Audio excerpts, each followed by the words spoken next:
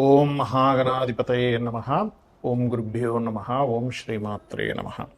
అరుణాం కరుణాతరంగితాక్షీం ధృతపాశాంకుశపుష్పబాణచాపాం అనిమాదిభిరావృతాం మయూకైః అహమిత్యేవ విభావయే భవానీం. శ్రీమాత్రే నమః.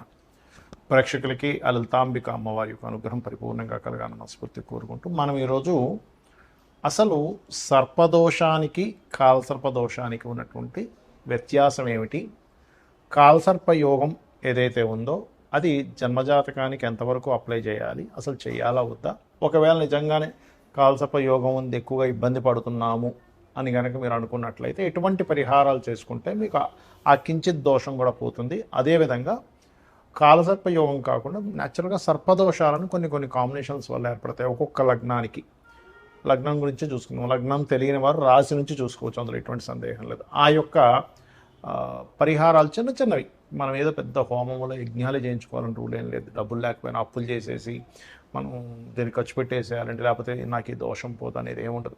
ఇది కలియుగము.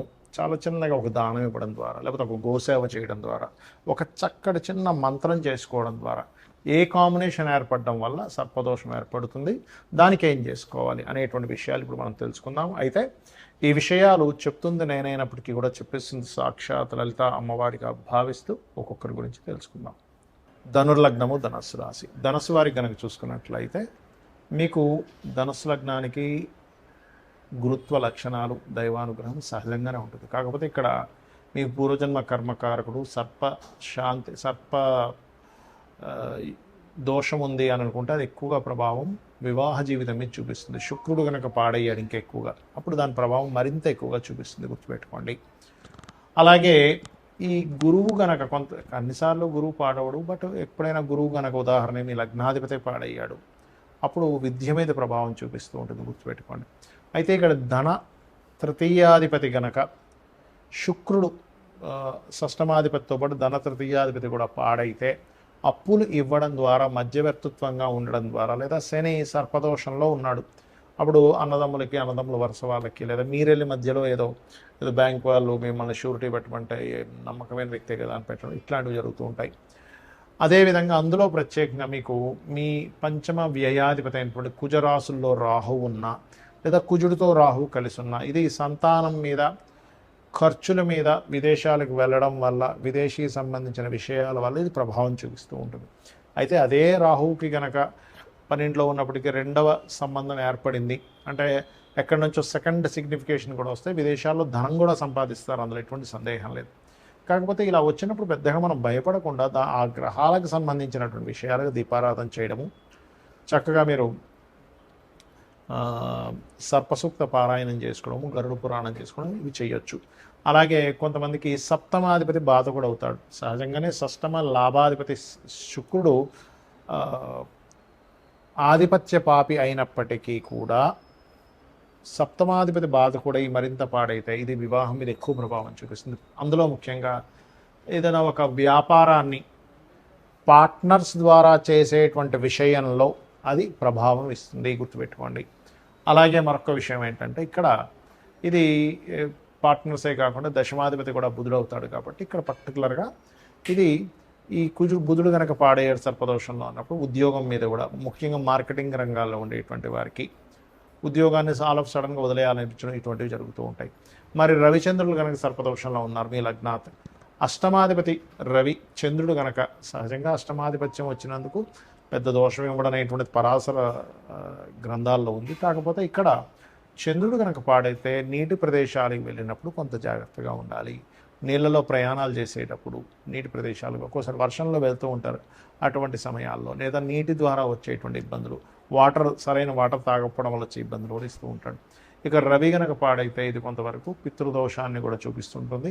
రవికుజులు రాహు ద్వారా పాడైతే మరింత ఎక్కువ పితృదోషం. అయితే ఇక్కడ రాహు ద్వారా ఇచ్చేవన్నీ కూడా సర్పదోషాలు ఉంటాయి కాబట్టి పాపగ్రహాల ద్వారా వచ్చేటువంటివి, అక్కడ కొంచెం తండ్రితో ఉండేటువంటి విషయాల్లో లేదా గురువులతో కొంత జాగ్రత్తగా ఉండాలి.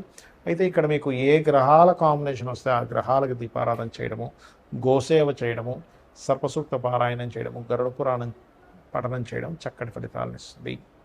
కాలసర్పయోగము అంటారు దీన్ని, కొంతమంది దోషము అంటుంటారు. ఇది పర్సనల్ చార్ట్కి అప్లై అవ్వదు.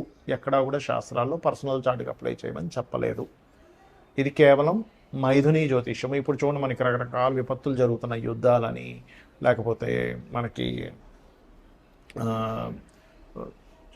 బాంబు పేలుళ్ళని, అటాక్స్ అని, లేకపోతే ప్రమాదాలు, విమాన ప్రమాదాలని, సునామీలని, ఇట్లాంటి వాటికి కాలసర్పయోగం ఉంటుంది. అందుకే చూడండి ఇప్పుడు మనకి కుంభంలో రాహు ఉన్నాడు, సింహంలో కేతువు ఉండగా గ్రహాలన్నీ ఒకవైపు వచ్చేసాయి. అందులో ప్రత్యేకంగా కుజుడు కేతువు కలిసి ఉన్నందుకు అదొక పిశాచ యోగం ఏర్పడి అగ్ని ప్రమాదాలు ఎక్కువగా అవుతూ ఉంటాయి. ఈ కుజుడు జూలై 28వ తేదీ వరకు ఉన్నప్పుడు అగ్ని ప్రమాదాలు ఒక 1 month నుంచి స్టార్ట్ అవుతాయి. అందుకే అగ్ని మూలకంగానే దగ్ధం అవడం జరుగుతూ ఉంటుంది. రైట్. అయితే ఇక్కడ మరి కొంతమందికి మేము కాలసర్పయోగం ఉన్నప్పుడు మేము చాలా ఇబ్బంది పడుతున్నామని అంటూ ఉంటారు. అది ఎలా అంటే, ఇప్పుడు చిన్న ఎగ్జాంపుల్ చెప్తా చూడండి. ఇప్పుడు మీరు ఒక 2-3 ఐటమ్స్ తిన్నారు, అందులో ఒకటి చక్కగా మీకు ఇష్టం ఉన్న కూర ఒకటి తిన్నారు, లేకపోతే ఇంకోటి ఏదో కూల్ డ్రింక్ తాగారు, లేకపోతే ఫలానా ఇంకోటి ఏదో తీసుకున్నారు. అప్పుడు మనం దేనివల్ల ఎఫెక్ట్ వచ్చింది అంటే డాక్టర్ కరెక్ట్గా తెలుస్తుంది. లేదంటే మీకు ఈ ఫుడ్ పడకపోవడం వల్ల అయింది, అంతేగా నీరు వల్ల కాదు, లేదా నీరు వల్ల అయింది, ఫుడ్ వల్ల కాదు. అర్థమైందండి? కాబట్టి ఏంటంటే ఇది దాన్ని కరెక్ట్గా చూడగలగాలి. మీకు మహాదశ యోగించకపోవడం వల్ల, లేకపోతే ధనాధిపతి బాగోకపోవడం వల్ల, లేకపోతే నడుస్తున్న మహాదశతో పాటు అంతర్దశలో ఏదైనా ప్రాబ్లం ఉండడం వల్ల అనేది చూసుకోవాలి.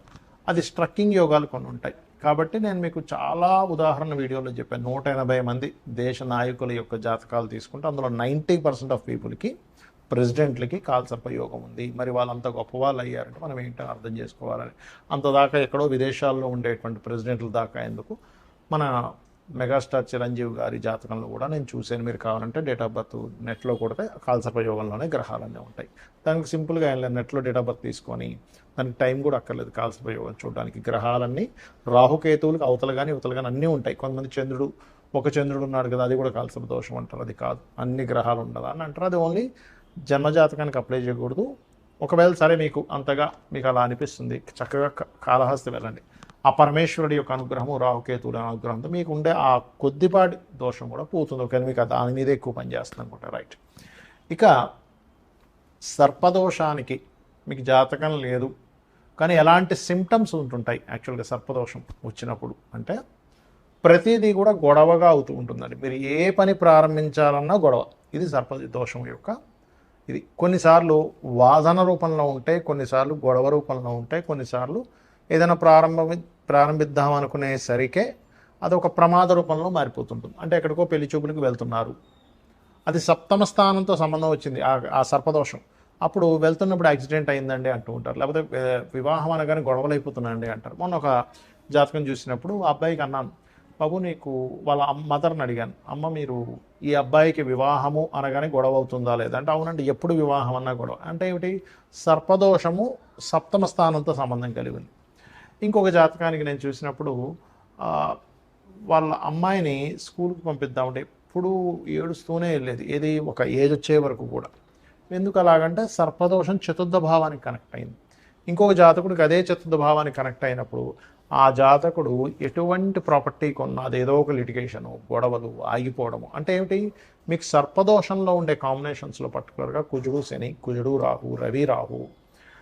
ఇప్పుడు రవి రాహు ద్వారా వచ్చింది అనుకోండి, గవర్నమెంట్ ఏదో ఒక జీవో తెస్తుంది, లేకపోతే గవర్నమెంట్ పెట్టినటువంటి రూల్ వల్ల కొంతమంది నష్టపోతూ ఉంటారు. అలాగే కుజుడు బుధుడు, అలాంటప్పుడు ఏంటి, ఏదైనా విద్యా సంబంధించిన విషయంలో సరిగ్గా వెళ్ళలేకపోవడము, లేనట్లయితే వీళ్ళకి అనవసరమైనటువంటి వాగ్వివాదాల వల్ల రావాల్సినటువంటి కొన్ని ఆపర్చునిటీస్ పోగొట్టుకోవడం. అంటే మీ జాతకంలో కుజుడు బుధుడు ఉన్నారంటే మీరు ఎక్కువ వాదించకూడదు, అంటే ఆ దోషం ఆ రూపంలో వస్తుంది. కుజుడు శని ఉంటే ఎక్కువ ఫైట్ చేయడం వల్ల మీరు అనవసరంగా ఫైట్ చేయడం తప్పని కాదు. ఈ కుజుడు శనిలో మంచి కాంబినేషన్ కూడా ఉంది. అంటే ఏంటి, శక్తివంతంగా వీళ్ళు పనిచేయగలుగుతారు, నిరంతరం పనిచేసేటువంటి శక్తి ఉంటుంది ఇక్కడ. మంచి వాగ్దాటిస్తుంది కుజుడు బుధుడికి. కాకపోతే ఏంటి, ఎక్కడ వాదించాలో, ఇప్పుడు లాయర్లకి మంచిదే అది వాదించడానికి, లేదా ఒక విషయం వచ్చినప్పుడు నలుగురిలో నిలబడి మాట్లాడడానికి చాలా మంచిదే, కానీ ప్రతి దగ్గర అది అప్లై చేయకూడదు. రవి రాహు ఉన్నప్పుడు ఏంటంటే కొంచెం తొందరగా సోషల్గా వెళ్ళగలుగుతారు, కానీ ఒక్కొక్కసారి మీ గొప్ప మీరే చెప్పేసుకుంటున్నారనే బ్యాడ్ ఇది ఇస్తుంది అక్కడ. శుక్రకేతు, అది కూడా ఒక రకమైన సర్పదోషం. అదేమవుతుంది అంటే, మీకు వివాహ సంబంధించినటువంటి విషయాలలో వివాహం వద్దనో, లేకపోతే స్త్రీల మూలంగా ఇబ్బంది రావడం, ఆ రకంగా వస్తుంది సర్పదోషం. దాన్ని ఒక రకంగా చెప్పాలంటే మనకి స్త్రీ శాపం అని కూడా అంటుంటారు. అది 6వ స్థానంలో ఉంటే ఇంకా ఎక్కువగా పనిచేస్తుంది. సో ఇక్కడ ఏంటంటే లగ్నం నుంచి అది ఎన్నో భావంలో ఉంది, పాయింట్ నెంబర్ 1. సిమ్టమ్స్ ఏమిటి? ఇప్పుడు రవిరాహు కాంబినేషన్ ఉంది, ఎక్కువగా మిస్క్యారేజెస్ అవ్వడము, సంతానం గురించి దిగులు ఉండడం, ఇట్లా ఇస్తూ ఉంటుంది. ప్రతిసారి మీ మీదే చూపించాలని రూల్ లేదు. ఒక్కొక్కసారి మీ మీద కాకపోతే మీ కుటుంబ సభ్యుల మీద, లేకపోతే మీ సిబ్లింగ్స్ వల్ల ఇబ్బంది లేనట్లయితే మీరు ఏదైనా ప్రాపర్టీ కొనడం వల్ల, లేదా మీ సంతాన సంబంధించిన విషయంలో ఇందాక రవిరాహు అన్నట్టుగా, లేదా అప్పులు చేయడం వల్ల కుజబుధులు ఉన్నట్టుగా, లేదా బుధగ్రహం పాడై సర్పదోషంలో ఉండడం వల్ల, లేదా కొన్నిసార్లు సప్తమ స్థాన సంబంధం ఏర్పడినప్పుడు వివాహం అయ్యే విషయమే స్ట్రెస్గా, ఇలా ఒక్కొక్క దాని మీద ఉంటుంది. కొన్నిసార్లు యాన్స్ట్రెస్ ప్రాపర్టీ, కొన్నిసార్లు తండ్రితో ఉండేటువంటి గొడవలు. మనం చాలాసార్లు చెప్పాం మేన లగ్నానికి తండ్రే వాళ్ళ యొక్క లైఫ్ ఇది అవుతుంది. అలా ఏంటంటే దీనికి చాలా సింపుల్గా మీరు కుజ ప్లస్ ఏ గ్రహం కనెక్ట్ అయింది, సర్పదోషం ఏ గ్రహాల ద్వారా వచ్చిందో ఆ గ్రహాలకు దీపారాధన చేయడము, సర్ప సూక్తము వినడము, మరియు గరుడ పురాణము చదవడం ద్వారా కూడా మీరు ఆ యొక్క దోషాన్ని తొలగించుకోవచ్చు.